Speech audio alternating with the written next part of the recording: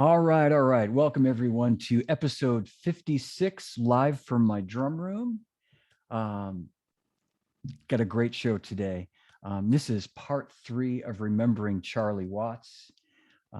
Hopefully you've seen parts 1 and 2. I've had some tremendous guests on both of those shows, and I've got some really great guys today with me in the waiting room right now, and hopefully a couple more are going to join sort of in progress, but if not, you won't be disappointed with today's guests, who are Simon Kirke, the legendary Simon Kirke from Bad Company and Free, my old buddy Gregg Bissonette, Ringo Starr's current drummer, been his drummer for the past 13 years, and another old buddy, Steve Gorman of the Black Crowes, and Trigger Hippy, and a million other things. So they're waiting in the green room.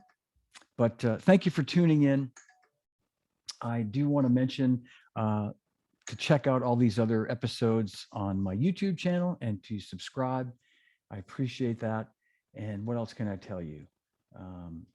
Also available as podcasts.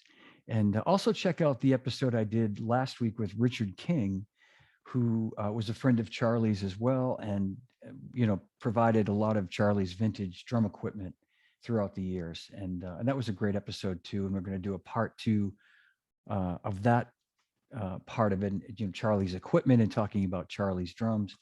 But this is part 3 of Remembering Charlie with a whole bunch of his friends. So thanks for joining, and without further ado, I'm going to welcome my esteemed guests.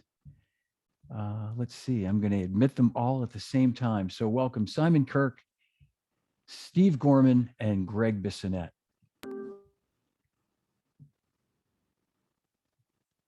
Okay, gents, we are, all right. Welcome, everybody. Welcome, guys. Hey, Johnny. Thanks for joining. Hi, Gregg. Simon, Thanks, Steve. Yeah, Thrilled thank to you be for here. being here. Thank you. I'll start off by saying, just by coincidence, when we set this date up a couple of weeks ago, I didn't realize it, but 5 years ago today, I had this amazing memory or day with Charlie. They played a private show for the New England Patriots football team, the owner, Bob Kraft, at Gillette Stadium. And it was like 200 people invited. They had a tent midfield, and Charlie invited me out to the show. And it was, you guys know from doing private shows, it's a whole different world as far as the sort of looseness of it, I guess you could say. And it's one of my best memories of spending time with Charlie, because he was just so chill and relaxed, and there was sort of no demands on his time, so to speak. So I kept thinking I was in his way and I should leave his dressing room and let him get ready for the show. And he's like, I've got nothing to do. You don't have to go. He loved you, Johnny. Well, I loved him too. He was so amazing. But anyway, I put something up on Facebook because it just happened to be the same day 5 years ago. And Wow. The last time I saw Charlie, I was like, I'm a friend of John DeChristopher's. It's one of those, you got to throw your name out and then suddenly it's all cool. Oh, that's too funny. And I was saying before we started recording that Simon, I had the honor of meeting you 9 years ago. We just were saying at a Stone show in New Jersey, and I knew you guys were old friends. And I'd love to hear the history of you guys, because I just the other day downloaded the super deluxe version of Tattoo You. Came out 40 years ago. That's really when I obviously known them because of my relationship with Ronnie. I mean, Free and the Faces toured together in '71. It's a very blurred memory, I have to tell you. But when Ronnie joined the Stones in '75, by osmosis, I became friendly, with Keith and Charlie. And of course, I've always been a huge fan of Charlie's. And I was a little nervous about him, even though Ronnie was saying, look, he's the nicest guy on the planet. He's so quiet, et cetera, et cetera. But it wasn't until I went over to Paris to hang out with Ronnie, and when they were doing Tattoo You, and Charlie was so nice, because immediately when I went into the studio at sort of 2 a.m, that's when they started, 2 a.m, can you believe it? And poor Charlie, you know, he was the the relatively sober one of the group, and they would go from 2 a.m until 2 p.m, completely at odds of what you and me and Greg and Steve are used to. But he said, look, I've got some new gear. And I must have said somewhere, I remember saying in an interview years before that, you know, Charlie always used that same lovely old round badge Gretsch kit, which I believe he'd had since 62 or 63. And he never seems to get any new gear. And he said here, and he kind of almost dragged me into the drum room saying, look, I've got some new gear, I've got some new gear. And I'm looking at this kit and saying, what the fuck, Charlie? It's the same bloody kit that you've had for 30 years. This is in, I think, 89, or so a little less than 30 years. He said, no, look closely. I've got a new drum head and a new pair of sticks. And he's serious. I mean, he's dead serious. And I said, oh, great, Charlie. Well, you know, you didn't break the bank upgrading your kit very much. And then I see this confetti that's, you know, in all the hoops. And any good drummer, like this trio before me, likes a clean kit because it makes the drums sound great, la, la, la. And Charlie says, oh, no, that's from the Dragon that we used to have on the 71 tour, spewing confetti, you know, during Satisfaction. And it's been there for 20, I think 26 years, Simon. Yeah, I think so. But that was my first real intro to Charlie, and then I really love the guy. He's a great guy. You know, it reminds me, his former tech Chooch, who was with him for Chooch, yeah. We did some gigs with the Stones in '95, and you know, that first day I go up to look at the kit like every drummer ever Stones does. You just stand for it, you know. And his throne, the legs and the stand of his throne, there was just this big wonky globby section. And I looked at it, and Chooch saw me note it, and he goes, that thing finally fell apart, and Charlie wouldn't let me replace it. I had to get a guy to come up with like a soldering gun and a welding mask and just fix it as is. You know, he couldn't even get a new base to his throne. Yeah. And I'm, you know, I'm like looking at this stadium in Switzerland going, just couldn't pop for the new throne, huh? Okay, all right. Yeah. You know, but I mean, there's so many of those stories, and obviously they're all true because everybody's got one about him never changing a damn thing. Yeah. But he didn't. He wasn't that sort of guy, and yet he was quite a prolific spender when it came to clothing. I mean, we all know he was one of probably the best dressed drummer in history. I mean, you'd have to go back to the 30s and 40s to, you know, people like Elvin Jones and, you know, the Philly Joe, when they would wear those wonderful, you know, black tie. Charlie always dressed so beautifully, and even his stage clothes were just these sort of pale slacks and gray t-shirt, but off stage he dressed so beautifully. And cars. And I got a great story that Ronnie told me, and I wish I could have been there, but when he visited Charlie, stayed for a couple of nights in Charlie's house in the west country of England. And halfway through the dinner, Charlie said, oh, I've got a new car. And Ronnie said, oh, great. Well, let's go and see it, Charlie. All right. So after dessert, Charlie disappeared, and he came back down about 10 minutes later, dressed in this sort of driving outfit from the 30s with gauntlets and buttons down, you know, like a double-fronted chauffeur's outfit almost. And he said, well, come on then. So they go through the house and into the garage, and there's this beautiful black Lagonda. It was in like 1938 Lagonda, beautiful. So they all get in it and they sit there smelling the leather and looking at the fascia and the whole thing. And Ronnie says, well, come on then, Charlie, let's go. And Charlie says, oh, I can't drive. I just bought it because I like it. So they just sat there making these sort of brum, brum sounds. And then after 10 minutes, they got out and went back and had dessert. But he got dressed up to show him. Dressed up to show him, Greg, yes. That was Charlie. Oh, That's it. I've heard stories like that, Simon. Yeah, that he would go out and sometimes just by himself, just sit in the car and just feel like he was back in 1937. Just yeah. I've heard that. It's. Wasn't he deep into buying horses as well? His wife, they bought Arabian horses and bred them. And there's a great shot, I believe, from Vanity Fair from about 20 years ago. Charlie, he said we had these fucking horses in the living room. These two beautiful white Arabian whatever you call them, I don't know, geldings. And he said everything was great until they started firing away with these strobes, and then they just dumped a huge horse turd on the person. On the person. Oh man! No, that was Shirley, not Charlie. But he went along with whatever she asked. Obviously. Wow. Yeah. He seemed like you know Shirley pretty well, also, Simon.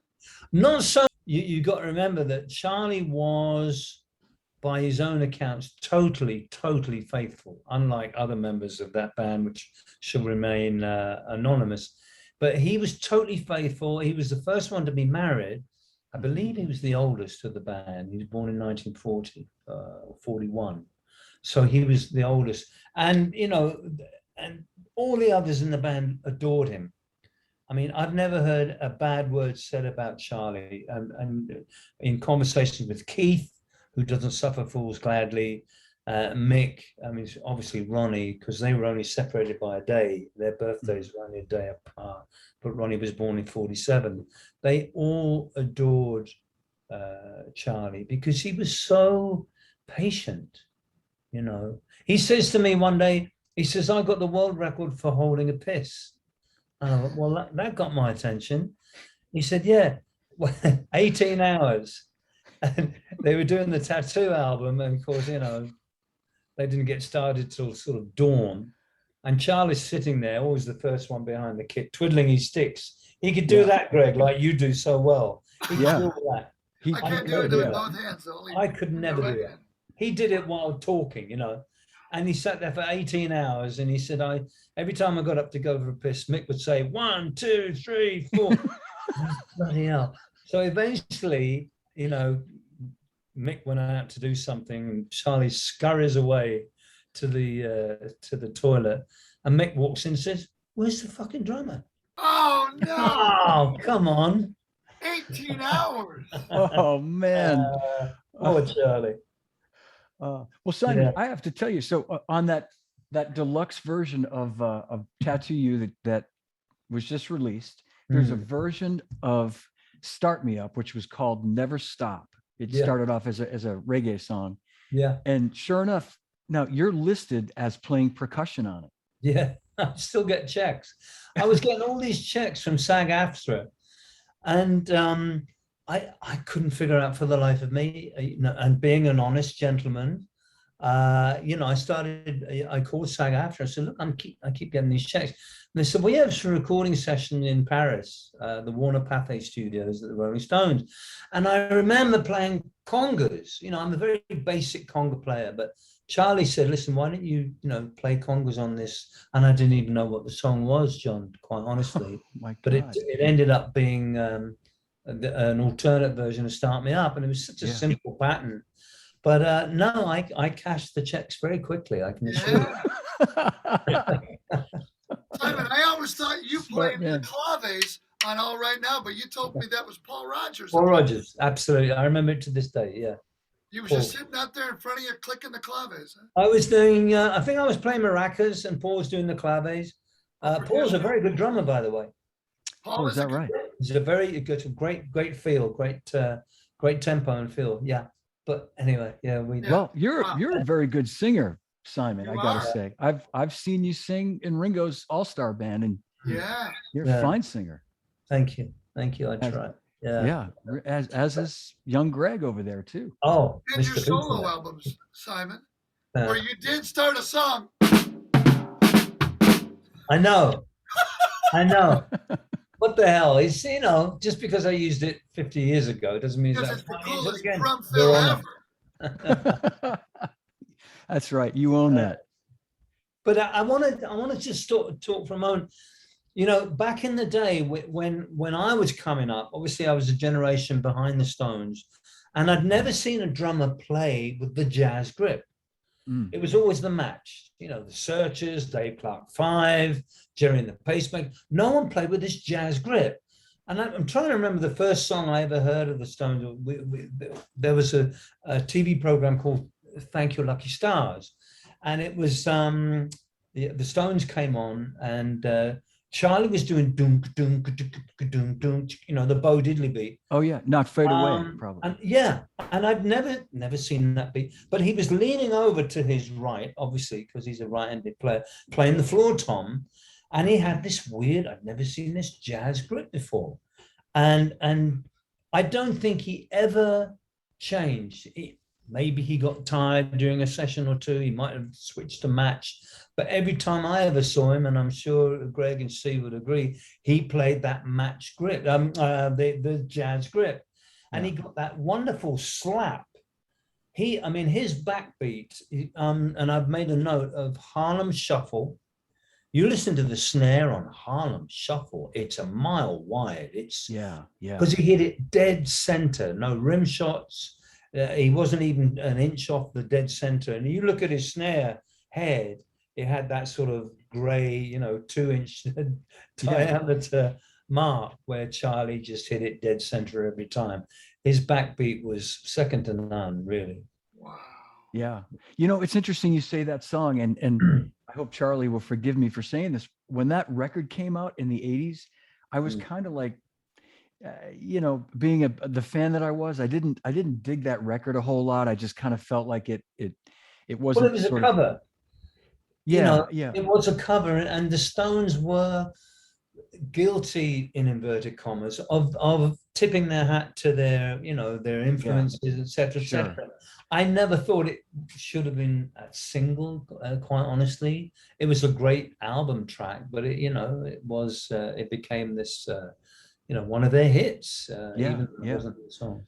Well, after Charlie passed away, they were playing, the Rolling Stones had their own channel on Sirius XM radio, the satellite station or radio network had a devoted Stones channel for a couple of weeks, like a limited time. And they were playing that song a lot. They were sort of looping a lot of the same songs, but I heard that song a lot. And I kind of went, what was I thinking? For that exact reason you said, Simon, I'm like, man, his fucking backbeat is just ridiculous in this song. Like, how did I overlook that and think that maybe it was the video that I saw that I thought seemed a little cheesy or something in the 80s, you know what I mean?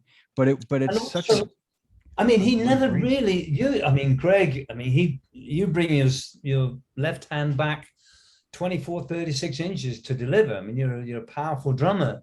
I'm a powerful drummer, and I know you are, Steve. But Charlie, super powerful, yeah. Yeah, Charlie, it barely went past his nose. Right. Yeah, and he just right. flipped it. The Bruce Lee 1-inch punch thing, Yeah, the Bruce Lee. Oh, he never hit the rim shots. It was really always in the middle, right? When you saw him, Simon. Say again. He never hit rim shots off the middle rim and it was always It always dead center. He could have done if he wanted. He just had that eccentric. And I saw him at a private event at the Hard Rock in Vegas. We all went out there. And you're right, John. It's obviously, we've all done corporate events and there are pluses and minuses. The plus was they got $2.5 million cash and they had Robin Williams opening for them. That was fun. The downside was there were 300 drunken, I think it was Dell Computers or one of those internet firms, and they didn't go on till sort of midnight, so everyone was well out of it, and they couldn't care two hoots that the Stones were on stage. But for an hour and a half, and they played a stripped down set, I got to see the Stones up close and personal, and I saw Charlie from about 20 feet away, as opposed to the stadium gigs where not only is he only an inch high, but his backbeat is 3 seconds after he's hit the drum. Right. And that's so annoying. Oh, it is. But to be able to see Charlie so up close it was wonderful, and he barely broke a sweat. I don't think I ever saw him sweat, whereas I sweat buckets after 3 songs. He just had this very implacable way of playing, and also the famous lifting up of the right hand. And I said, where the fuck did that come from? He says, oh, Keith, he writes these bloody fast songs and I can't keep up. He did this song Shattered. Shattered, shattered. And it's the only way I could keep up. And it's like, yeah, okay, it works.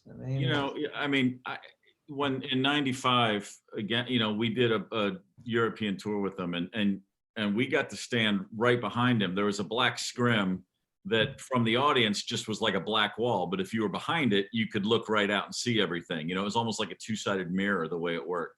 Yeah. And so we were standing, Pierre, Keith's tech, and Chooch were like, yeah, come up tonight, a couple different nights, and we'd be 5 feet behind his kit. I mean, right behind him. Oh, and man. I remember the first time doing that, it was like when you see someone who's 7 feet tall, like it just doesn't compute right away. Like, yeah. and watching the ferocity of his play. I mean, I've listened to Stones records my whole life. I've taken everything I could from Charlie. I've done, I'm a student of those records and his playing and all that. And I was not prepared for what it was like to be so close to him. Because as you said, he's, first of all, mild-mannered. He's tiny. Well, I'm 6'3". He looks like I could just throw him over my shoulder, twice. Yeah. And like you said, that stick is hitting the dead center of that drum. You can see the marks. There's just basically one real mark because that's all he ever hits. And and I hit really hard, but that changed everything. I mean, I literally approached drumming differently from that day forward. And it was more about just efficiency with, how do I play as hard, but with just more focused, it really, I said then that Bruce Lee 1-inch punch thing, it was just this phenomenal, I'm not surprised he waited 18 hours to take a leak, because all I kept coming away with was it was like watching a guy play chess. Like he was so there. He was so completely present, and he had to be, because live, especially, those songs are flying. Yeah. Because Mick doesn't want to groove. He wants to rock, and he wants to get 80,000 people excited, and they have to be up tempo. And I just, it really, there's just no way to, and the whole band sounds like a tornado, but it was Charlie. I mean, it was like that guy. And I'm standing there going, how on earth is this guy doing what he's doing? Right. Simon, the right hand thing is amazing that you just told us, because if that really came out, like you said, of him just wanting a break and his hand was getting tired, that's exactly what you told me about how you came up with the 40th take on All Right Now, playing quarter notes. I said, what a genius. Quarter notes, yeah. Off quarter notes. You said, we did so many takes, I just wanted a break, right? Well, yeah. I didn't know that. I mean, we could do a little sidebar here, but I found that playing eights, when I initially played All Right Now, after, not only was it tiring after 4 or 5 takes, but it was a different groove. It was more of a pressured type groove. Doom, doom, doom, doom.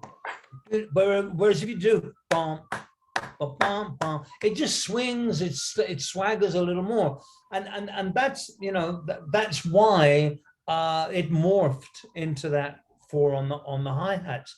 And now someone told me that Charlie borrowed this particular style way back in the late 60s from Jim Keltner, where he lifted the right hand on the 2, I don't know. I just remember Charlie telling me that when Keith wrote Shattered, that's in order to keep up, that's what he did.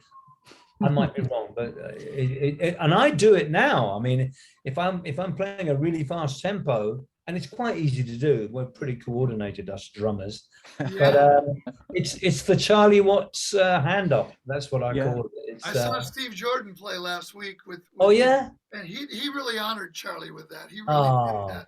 Where did you see him? I saw You him at saw our him new at- SoFi Stadium where the Rams play. My friend that I went to high school and college with and was in Maynard Ferguson's Oh, of band course. has been playing Tim. sax with them for about the last 25 years. Tim Reese, and he got my son and I, Right. daughter and I, had tickets, and we hung out, and it was so cool. And Tim told me, I didn't know this. Tim said that when Keith was putting together the Expensive Winos, Charlie had said, you know, who'd be a great drummer for your band is Steve Jordan.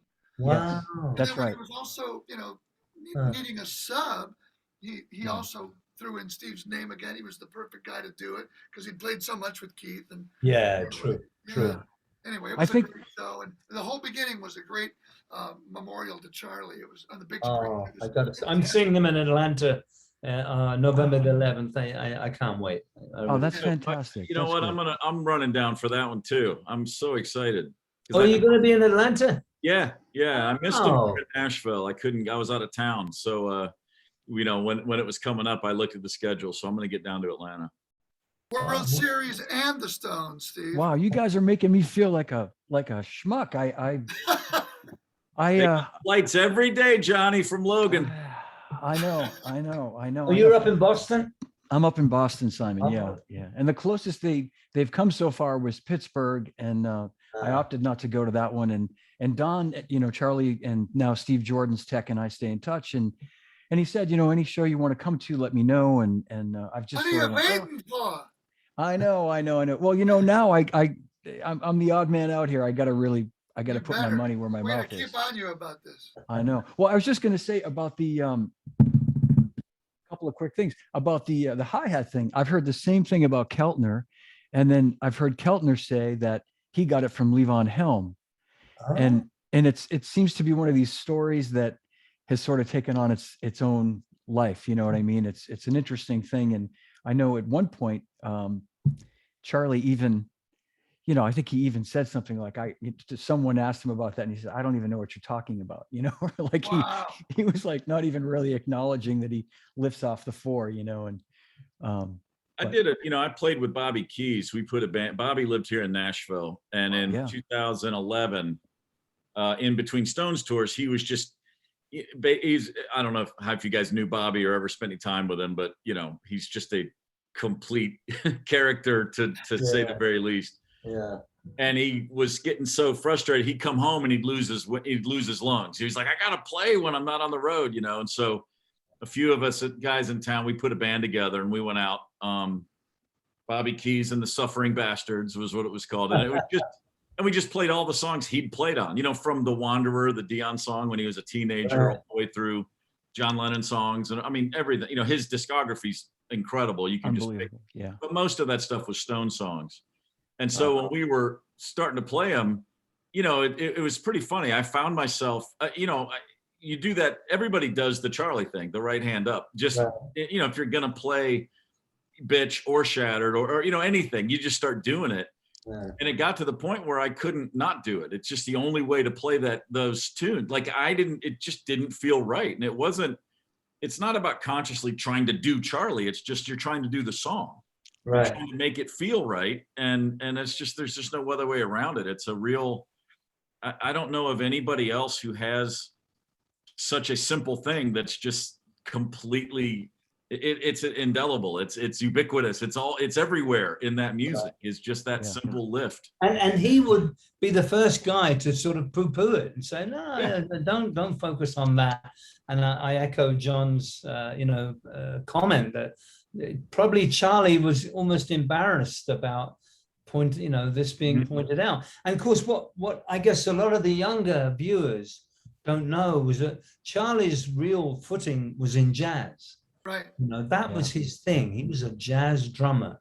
And just by, I don't know, he was the only guy that the Stones ever worked with. He became this very influential drummer. But outside of the Stones, he didn't do much. And there are photos or YouTubes of him, you know, playing along with boogie woogie bands and with other jazz drummers. And he was just out along for the ride, you know. Yeah. I mean, Gregg, one of the great jazz drummers of his time, God, I mean, he expends about 1,000 calories for every 4 bars. Charlie expends 1,000 calories maybe every 4 shows when he's playing jazz. Yeah, You you're know, right. language.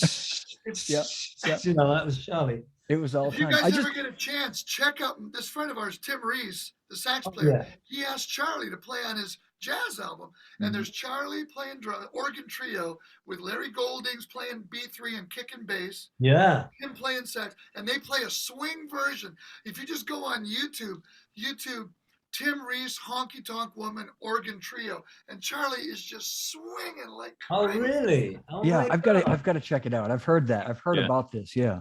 And Is Tim it Reese Larry was on the Golden? plane. Larry Golden plays with James Taylor? Yeah, he plays organ Yes. with James Yeah, Taylor. yeah. Great Tim player. went up and B3 asked him player, on the yeah. plane. He said, "Charlie, I've got a jazz album I'm doing. Would you be into playing on a swing version of Honky Tonk Woman organ trio?" And Charlie went, "I love organ trio.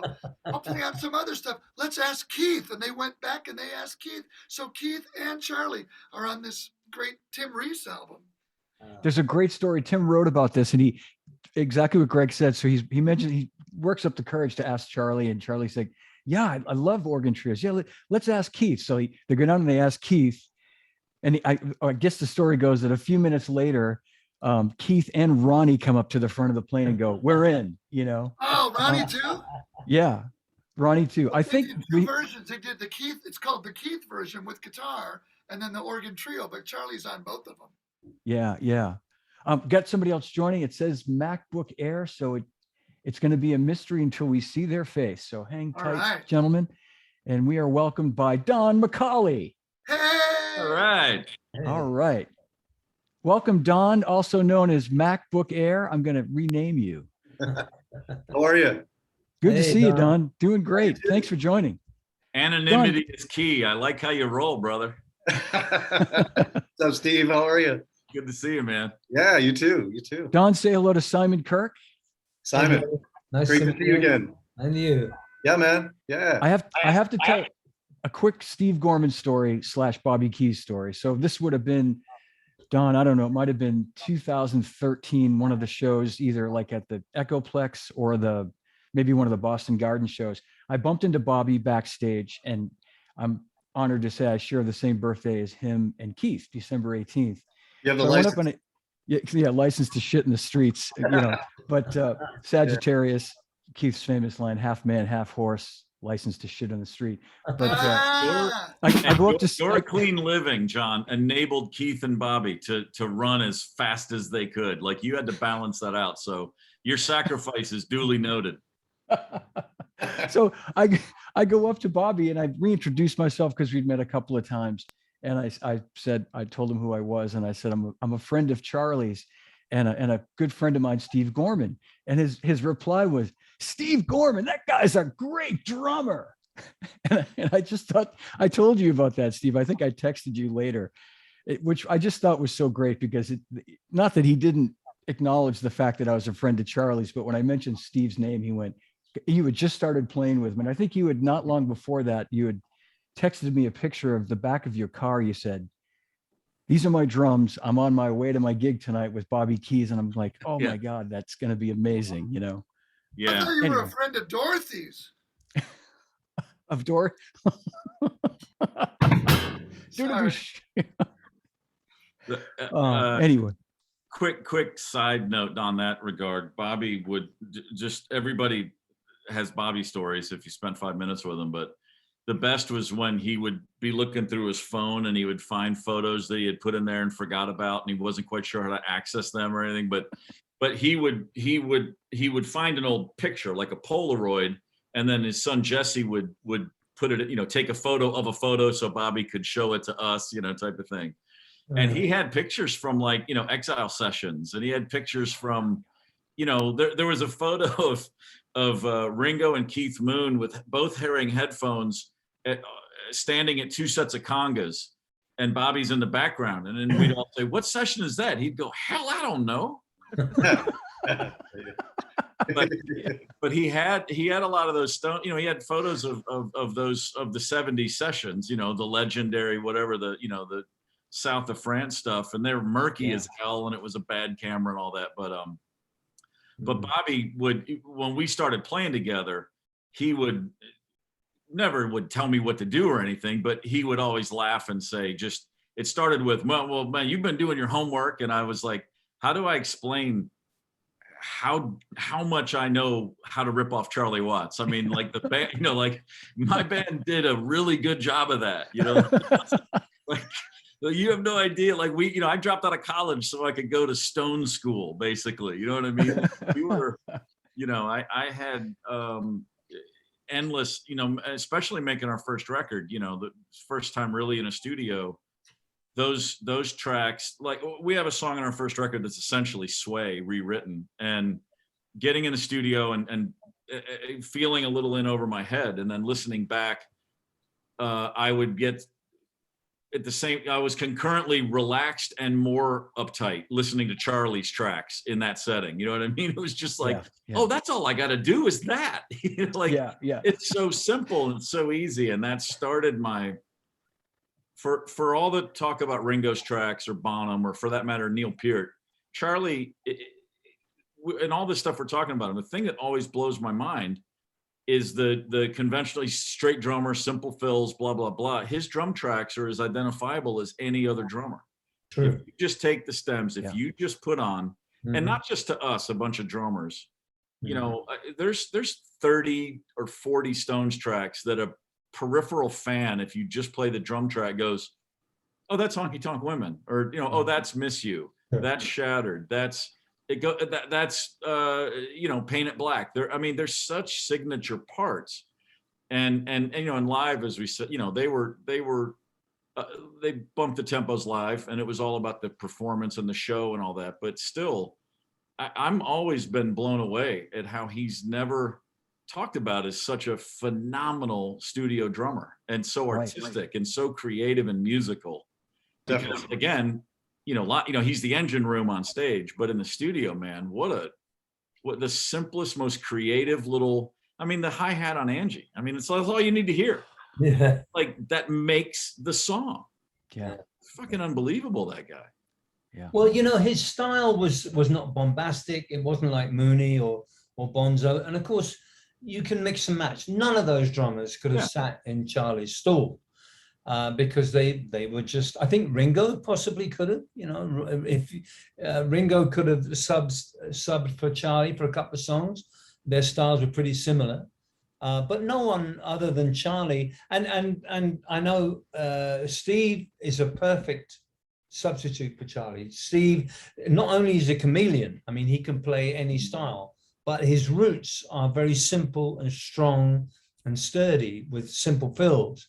And of course, he's had this relationship with Keith for nearly 30 years, and they got out their friends. So it seems that it was the perfect substitute for Charlie to come in. And of course, I spoke with Ronnie a couple of days ago, and they all thought Charlie was going to come back. You know, he'd had a recurrence of his the cancer was starting to come back, and he'd gone in for treatment. So they had no idea. And Charlie said, "Look, you've got to honor these 13 shows. We got all this crew, 300 crew. We can't let them down. We can't let all the fans down. So get Steve in." That was the first choice. And you know, I think Steve's wonderful. And Greg, you saw them last week. How was it?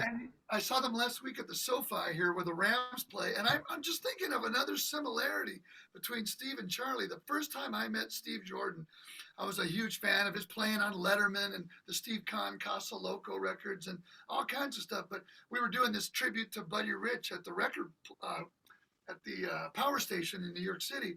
And I said something like, "You should meet me over here." And he said, "Well, I don't have a driver's license. I don't drive." And I went, "Steve Jordan doesn't have a driver's license. And here you are in the car with Charlie. Telling Ronnie he doesn't drive." And it's like, wow. How about that? Yeah. And I think I heard, Don, you might know better, but I think I'd heard they met way back in '78 when the Stones did Saturday Night Live, and Steve was the house drummer in the SNL band at the time. And Charlie really dug his playing, and they sort of connected there. And then through the years, like I think when it came, I think, as you said, Simon, or someone mentioned that when Keith went to do the first Winos record, Charlie said, "You should get that guy, Steve Jordan." Yeah, great. That was the conversation. Yeah, that was the conversation Steve had a lot, you know, coming into this, was that he had already met him way back, they had already had a major relationship. And of course, throughout the years, you know, coming in on recording sessions and things like that, he's been around. He's been around, you know, and trusted that he can hold his own, you know, halfway, three-quarters of the way through the night, you know. Yeah, he sure did a great job at the concert last week, man. It was such a. Which one did you go to? Did you go to the first or second? Tim Reese got my kids and I tickets to the SoFi, one of the SoFi shows in LA. Was it the first one or second one? Do you know? It was the second, I think. Yeah. Oh, there you go. That was a great show. Oh, first one was great, but the second one really had something special. Yeah, man. Yeah, God, so great. Yeah. I think you've got this sort of perfect storm of a rejuvenated band, because, you know, Steve is, I believe, is only 60, in his early 60s, very fit. Yeah. So he's, you know, giving them a little bit of extra muscle. You've got this affection for Charlie, and everyone in that stadium, you know, misses him. And then you've got the fact that the Stones are out there on stage doing it, you know, for Charlie and honoring Charlie. It's I can't wait to see them. I really can't, because I know I'm going to shed tears when they have the tribute, because I loved him so much, and it came as such a shock. And Ronnie told me no one was allowed, you know, because of the COVID restrictions, no one could go to England for the funeral, and that absolutely tore all of them up, particularly Keith. And Keith can still not speak to at great length about Charlie still to this day, because he was so he loved Charlie so much, and the fact that they couldn't go and say goodbye to their pal.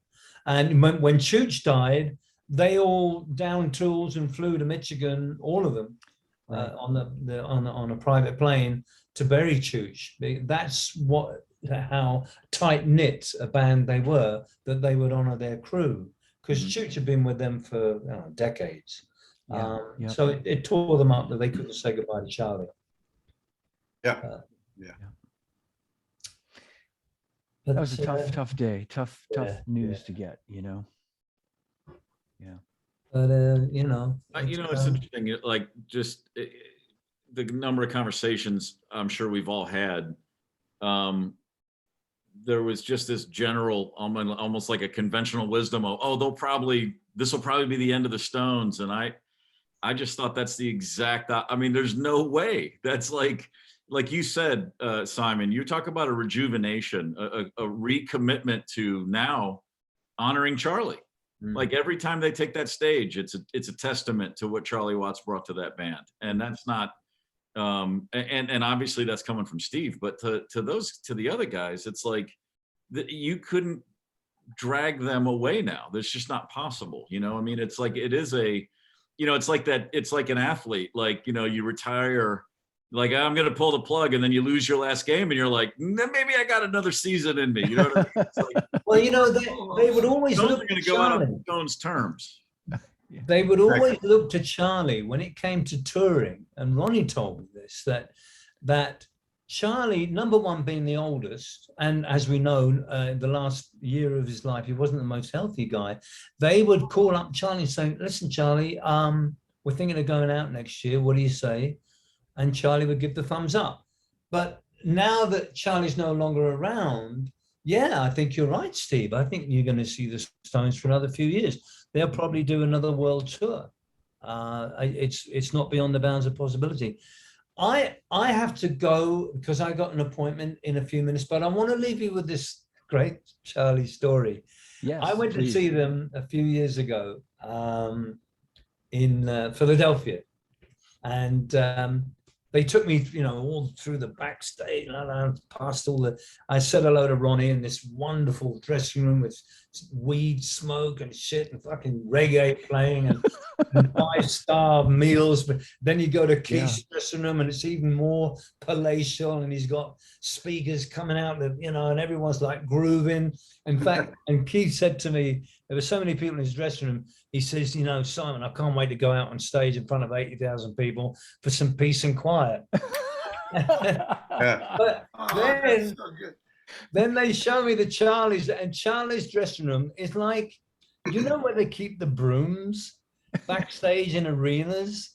This was Charlie's dressing room. It was tiny. It was like a cell. And he had, listen to this, drummers will appreciate this. He had a little practice pad with a pair of sticks on a small table and an orchid, one orchid on the table and a little glass of water. And he was doing, practice. There it is. Look at that. Yeah. Practicing paradiddles. And I said, Charlie, how are you, mate? He says, I'm fine, Simon. He says, I hear you're not drinking anymore. I said, nah. He said, would you like a glass of Perrier water? I said, thank you, Charlie. Thank you very much. So he goes and gets a Perrier. He doesn't drink, so me and him have a little clink our glasses. And then from next door, we hear this, la, la, la, la, la, la, la, la, la.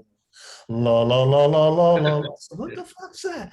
He says, oh, Mick, he's just got this bloody vocal instructor from the Royal Opera House in London, and he's on the road with us, and that's all I hear before I go on stage. La la la la la la la la. So we sat there, me and him, and I'm just getting a little teary just thinking of that moment, because that was the Charlie I really loved, and I'll never forget him. He was one of a kind. That's He was so quite beautiful. He was quite fond of you as well. I know that for sure. He really was. Yeah, he talked about you quite a bit. He's a straight ahead rock and roll drummer, but he swings like none of those other guys. Oh, Yeah. Yeah.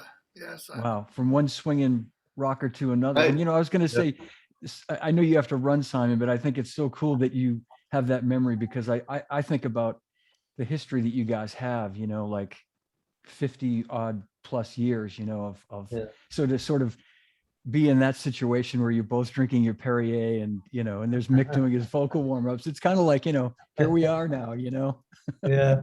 And the unspoken word was singers.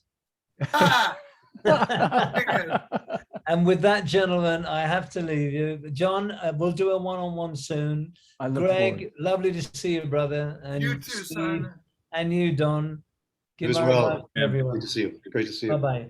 Thank you so much, Simon. Thank you, John. All the God best bless. to you. See you soon. Yep. Bye-bye. Johnny, Wow. can I tell my story about the Tony Williams lessons thing with Charlie? Oh, yeah, absolutely. I don't know if you guys might have heard this, but my friend Tim Reese, who's playing sax, as you know, he tells Charlie that his buddy from Maynard's band has been taking lessons with Tony Williams. And all of a sudden, Charlie, being the jazz aficionado that he is, he says, I want to talk to him about that. So he arranges it. I think it was, oh gosh, I can't remember the year, but it was at the Mighty Duck Forum in Anaheim. Any idea what year that, like maybe 10 years ago? Sounds familiar, but who knows? Yeah. But anyway, there's Charlie, and Tim says, this is my friend Greg, who, took lessons with, and he says, what was it like taking lessons with Tony Williams? And I start to tell him, and I'm saying we used to play double drums. We talked about grip. We talked about everything being from the ride cymbal, and how when he got with Miles, he was 17 and he was too young to be nervous. It's not till you get a little older that you get nervous. And how he'd look out at the audience and he'd try to play a lick. And I started getting really into it. And then Steve Ferroni comes out of the right-hand corner. Charlie, what's that? And my whole stories went to kazoots right there. I was like, no, I can't finish my story. Thanks a lot, Steve Ferroni. No, I love Steve. But I wanted to just tell Charlie so much about it because he was so into it. He just wanted to know so much about Tony and Elvin and Roy Haynes and Philly Joe and Max Roach. That's what he really played drums for, man. Yeah, absolutely. Don, I know you have a comment. I was just going to say I went into great detail in the last one of these we did, so I won't go over on and on about it. But he I think what allowed me to sort of be let into his orbit was the fact that all those guys were still alive when I met Charlie, and he knew that I knew them, and I think he liked me too. I don't think it was just that, but the everybody fact that, likes you, John. well, but the fact that I had this sort of connection to Elvin and to Tony, I knew Max a little bit, Louis Belson, and we would talk a lot about those guys, and he was it used to blow my mind when we have some of these, when we'd have time to actually have a conversation, and he'd talk about seeing some of these guys or listening to him when he was younger. And there was this, I'll shorten this story, I promise, very much, but we had lunch together in London in 2008. And we went off and did a bunch of these errands that he had to run. And he was introducing me to these people, like the guy that makes his custom shirts and makes his custom shoes, as an important man in the music business who knows Roy Haynes and Elvin Jones and all these famous drummers. And Love it. and the guys, the guys in the shops are looking at me like, wow, that's really great. And I'm thinking, yeah, but I'm here with Charlie Watts right now, like those guys. But he's like, he's a very important man in the music business. So it was just, it was a really incredible day. Can that stick? Can that be part of your whole moniker? A very important man in the music Oh, business. it already is. It already is. Well, it's a staple. anyway, no. Now, he would let you into his world. He would invite you into his world if he liked you, if he was interested in what you had to do, what you were all about.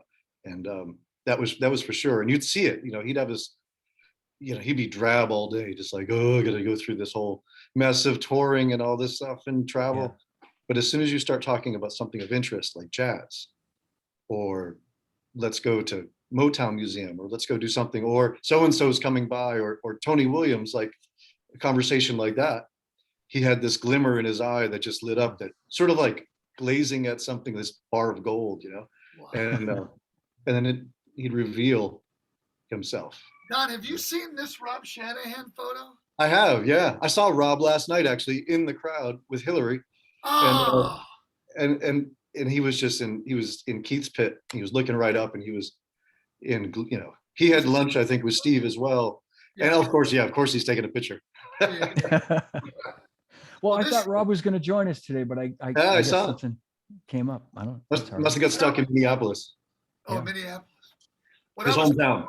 Charlie hadn't played a Roland kit before, and he was going, right. I saw that. And Ringo gave him the sticks, and he's looking down like, all right. And then there's a video of him playing and having fun with it too. I don't know if you've seen that. I have that image right there. Rob gave it to me on a small little hanging, and I love the idea that you're seeing them exchange sticks. Maybe it's others, but they're back and forth. You're the butt end of the stick, and then the eight on the front. And it's like, no, you take it. No, you take it. It's beautiful. Yeah, it's really beautiful. Yeah. I have a picture Rob gave me right after that was taken. I'm going to get it. Hold on a second. How much longer are you out for, Don? We just added another date. We just got to Florida, and we come back to Florida at the Seminole Hard Rock the day before, 2 days before Thanksgiving. Wow, very good. But then, of course, next 2 weeks from that, I'm wrapped up and going to doing stuff related to it. But yeah, we're out for a little while. We've been out for a while. It's been, Where's the date you added, Don? What town? Which city? It's in Hollywood, Florida. Hollywood, Florida. That's yeah. So this is from that same day at Ringo's house. That's great. And last week I was talking to Keltner. I was hoping he could join us today, but it's going to be a different day that Keltner's on this. And as I'm talking to him from right here, I'm looking at this picture, and I said, I'm looking at this amazing picture of you and Charlie and Ringo that Rob sent me. And he said, Jim, he's just such a sweetheart and such a humble guy. I said, oh man, that was an incredible day. He said, I still, and this is Jim Keltner saying this, he said, I still have to pinch myself that I somehow, I don't know how, I met these two guys. We were all about 30 years old at the time, and became friends. And they, he's like, we're talking about the two greatest rock and roll drummers ever. And somehow they let me in their world. And we, we're friends till the end. And he got a little choked up. We've spoken a few times, and he got choked up talking about Charlie. And so, yeah, it's amazing that I'm just so happy that was captured. That day was captured by Rob, Johnny, Ringo has a story about being at a party. I don't know if it was at Ringo's house or at Charlie's house years ago, and Bonham was playing on the drum kit, and the bass drum was just sliding, and there's Ringo and Charlie holding the bass drum, and John's just playing, and it's sliding. Oh Don, my did God. Charlie ever talk about that? I've heard about that. Yeah. What does he say about his recollection? Big fucking bass drum. Yeah. Was it at Bonham's house? I have no idea about that, but he did tell me about, his interaction with John Bonham. He's like, oh yeah, and that rock and roll thing, and of course we got Charles Connor to come out, the original guy who wrote that part, right? And so that was a big conversation about John Bonham and, did he get it right? Yeah, it was pretty wild. Wow. And Charles Connor is teaching Keltner, myself, and Charlie the train beat, but the train swing. Keep on knocking. Yeah, which Little Richard brought him down to the train station and said, play. He's telling us the story. He's from Louisiana, and he's like, we're all just like tuned right in. It was incredible. But yeah, he took a lot of conversation about John Bonham that day. And Jim had a much more in-depth relationship with him, than Charlie. Yeah. I was just going to say, Steve, I remember, I've talked to you about this a whole bunch of times, I know, but I remember when the Black Crowes, when you guys did that tour with the Stones in Europe, and I hadn't met Charlie yet, and I was just so like excited for you. And I remember you telling me, like, when you all the internal strife aside that was happening in the band in those days, when you guys were all together and saw them, it like gave you like a whole new lease on life in terms of how you viewed the Black Crowes. Like you went like, okay, guys, like this is the real shit right here. And like all our and for about 3 months, it really meant something to us, but things fall apart as they do, but no, but as that was happening, like I said earlier, just being able to stand right behind him for a set behind that scrim. I took more than just his playing from it. It really was he and Keith's connection. Yeah. They were playing Monkey Man, and Keith was just standing. He just stared at Charlie the whole time. And so, Keith is 3 feet in front of Charlie, and I'm 5 feet behind Charlie, and I'm just watching those two guys for 4 minutes locked in. And it was, and it was so intense. At some point, I'm thinking, is this shtick? Like, what is Keith doing? Like, is he taking a mental break? Like, he's got his back to the crowd, but he was just so digging into he was just like floating on Charlie's water. You know what I mean? That's what he's doing. And to see it up close, it took away a lot of my, I took from that I need to remove an awful lot of. Up to that moment, I didn't realize how much ego or different, things in my playing. It's like, it's that if you find that connection, you lock in, you hold on to it for dear life, in the moment. Yeah. And, you can never, any musician, you don't stop learning. You don't stop being reminded of what you're there to do. But man, that lesson was hardcore. I mean, it hit me like a bat to the head, and, I look back now, and I have for years, with a little bit of regret, but at the time, like I said hi to Charlie a few times, we'd chat for just a minute, but I was well aware of the fact that if I start a conversation with him, he's going to have me removed from the room. Like, I don't know about that. If I pop this cork, man, it's going to get bad. He's going to be like nice for a minute, and then he's going to give that little look to somebody, and I'm going to be stick at you. Older. Don, when did you first start working with Charlie? For the 50th anniversary 2012 tour. 12. And and I was just thinking about what Steve was saying about the space between Keith and Charlie.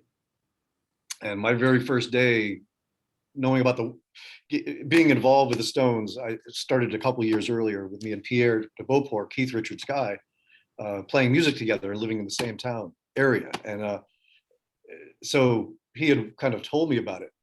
But on day one, he put me between the two of those guys in a chair, sat there for 2 fucking hours, and saw the space between them and saw the heat that was happening between that. It's unbelievable. That is the connection, and it is right now with Steve as well, with Keith, of course. But on day one, it does hit you over the head and it knocks you out. It changes your life as a drummer. Did Charlie count off all the songs and get the tempos? And does Steve do that now, or would Keith ever start the tempos? How does that go down with starting the song? Oh, it's territorial. Yeah, It's territorial. Laval, I mean, right? there's Keith starts some of his stuff. Of course, Chuck Laval does a fantastic job of keeping everybody wrangled Yeah. together. Honky Tonk And- Woman Cowbell, right? Right. Well, yeah, and then counting off, he's got Yeah. he's got everything. He's got the books and he's done a lot of studying. And Steve, of course, now too is starting some songs because he's feeling it from the center, And did Charlie do that too? Did Charlie start some songs off? Get off my cloud, things like that, which of course he's going to set the tempo, he's going to feel Yeah. maybe a few, but Yeah, you also got to Ringo- understand at rehearsals, they'll run through 80, 90 songs Yeah, over 5 weeks, 3, 4, 5 weeks. yeah, And they'll just do like 25 or 30 for the tour, yeah. but they go through a lot of songs. So they'll start, oh yeah, you always used to start that off. So why don't you start it off again? Ah, And they'll try that. And if it doesn't Yeah. work, Chuck's like, I got you back, Ah, Yeah. Chuck is there for you. So it's pretty rapid. It's pretty fast. because Ringo doesn't like counting off songs. Paul always counted the songs Sure. off, so he'd rather not have to count it off. It's kind of a lot of pressure, It's a lot of it pressure. is. Yeah. If you want it to be the right tempo. Yeah. right? What's more important, right? Yeah. Well, No. you have that decision of, do I want the pressure or do I want to be mad for the next 4 minutes? Yes, yes. It's a balancing act at all times. Would you like me to start this too fast or too slow? Yeah, right. Yeah, exactly. Exactly.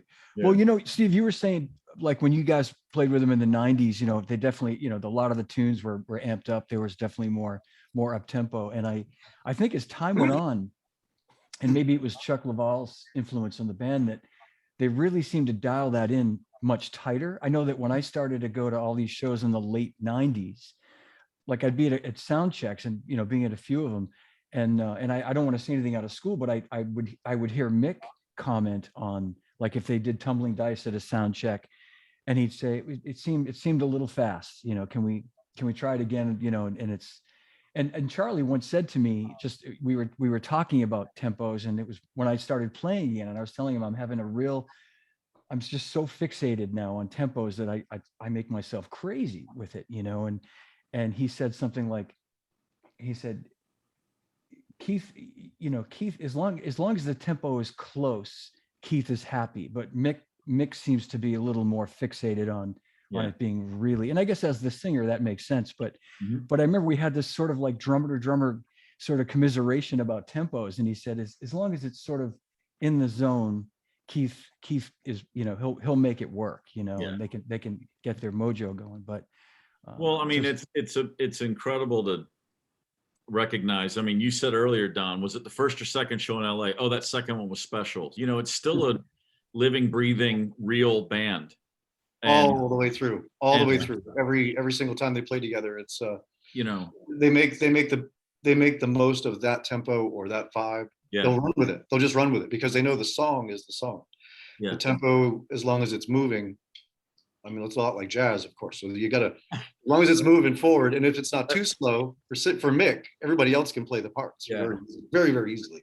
I'm laughing because I remember the last show I saw was in 2015 here in Nashville, and remember that. I'm standing at the soundboard with my son. He'd never seen them before. He was 15 at the time, and they had a great night. It was fantastic. And Chuck had told me, Chuck Lavelle had come on my radio show the day before, and we're on air, and he said, "Oh man, it's so locked in. It's great. It's great. It's great." And we hit the commercial break, and I said, "So how is it really?" Just because, you gotta, he goes, no, I'm not making it up. No, it's like, he goes, "Man, Woody is in amazing shape, and he's pushing Keith now, and their interplay is, and we had this." So I was excited to see it even more so. But I was watching that show that night, and every time a song would start, it would fall in, and you can't help but compare it to 72, 70. You're thinking about all the different times, every version I've ever heard of these songs played live.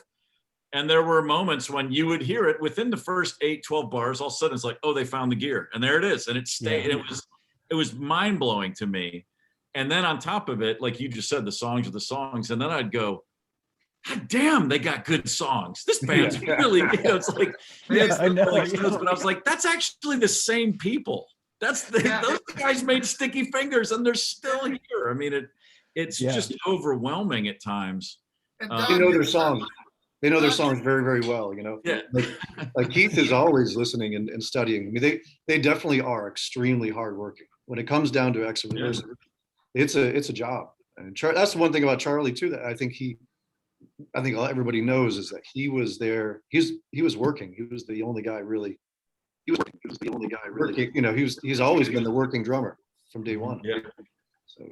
Don, I got to tell you, your sound out front, man. I'm not sure who your house front guy is. He's probably been there a long time, but Dave Natal. Love it. What's his name? Dave Natal. He's the best. He's also a drummer. Oh, And man. he's been drumming. He was drumming before he was mixing sound, and he analog 100% and nothing. I didn't know what that stadium is. $4 billion, huge football in and out stadium, indoor. Too big, yeah. It sounded like a record way in the back. Yeah. It was so perfect. You could hear everything. It's funny, but you could hear everything because when Mick came back and played the maracas, though, the maracas got a lot louder. Yeah, oh yeah. Fix the money. It's a huge part of the band too. A huge part of the sound. Maracas, yeah. Yeah, man. Wow. Well, guys, we could go on all night, and I so appreciate you guys doing this today and joining me. And Don, thank you I know you just landed in Tampa, and thanks for just coming over. And just woke up, yeah. But thank you guys so much. Steve Gorman, Gregg Bissonette, Don McAulay, Simon Kirke, who was here earlier. You guys are the best. Love you guys. Any final thoughts before I shut us down? I do. I have one. I can't wait to get into that room. Yeah, I can't wait to have you in this room. Check out your drums. Yeah, do some training eights. Yeah. Yeah. Or in my case, like 7.5. 7.5. Yeah. I've always said, when I get there, I'm playing lefty by guy. I'm not leaving that room until I figure it out either. So. All right, Steve. We're gonna need some water, some snacks. I got some work to do. You know it. And the other room, I have plenty of right-handed drum sets set up just for you guys too. So now, as a wonderful husband, are you going to have Zildjian sticks for us or Vic Firth sticks for us? I have pretty much all Vic Firth sticks in the house. Zildjian sticks, they're made by Vic Firth, but I know that was a long time ago. So now I use the real things. So.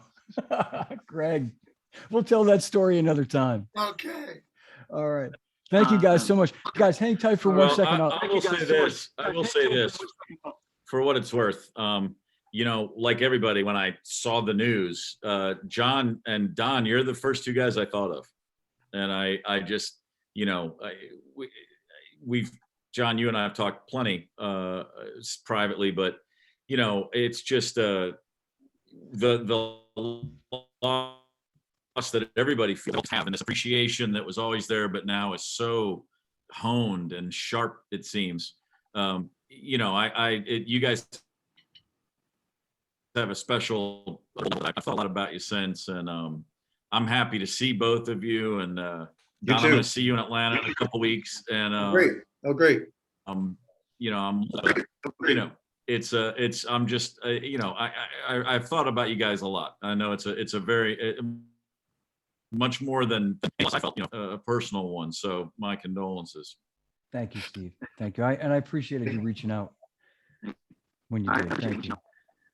Yeah, of course. Look forward to seeing you. And Greg, as per usual, my thoughts with you are just, this has been more than enough time. And, still got that Earl snare drum? That's are always great. You know what I mean? Those first 3-4 minutes with Greg are always a joy. Man. Play us out. We'll do some play out music. Oh. We love you. Yeah. Love you guys too. Thank you guys so much. This has been so great. Steve Gorman, Gregg Bissonette, Don McAulay. Thank you guys. Cheers, guys. I'll see you guys soon. See ya. Hey guys, bye bye. Bye.